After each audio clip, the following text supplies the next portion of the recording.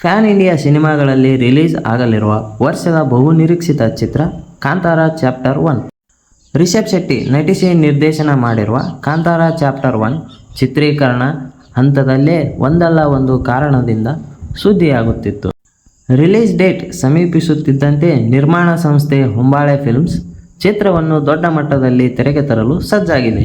ಇದಕ್ಕಾಗಿ ನಾನಾ ರೀತಿಯ ತಯಾರಿಗಳಲ್ಲಿ ತೊಡಗಿಕೊಂಡಿದೆ.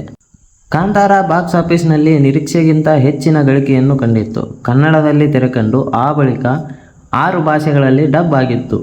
ಆದರೆ ಈ ಬಾರಿ ಚಿತ್ರತಂಡ 7 ಭಾಷೆಯಲ್ಲಿ ಚಿತ್ರ ರಿಲೀಸ್ ಮಾಡಲು ತಯಾರಾಗಿದೆ.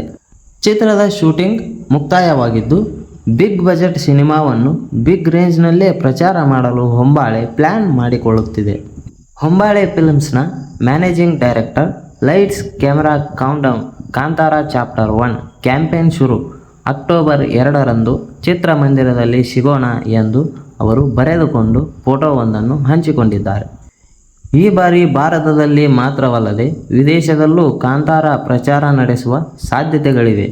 ಅಷ್ಟೇ ಅಲ್ಲದೆ ಕಾಂತಾರ ಚಾಪ್ಟರ್ 1 ಅನ್ನು ಇಂಗ್ಲಿಷ್ ಭಾಷೆನಲ್ಲೂ ತೆರೆಗೆ ಬರಲಿದೆ.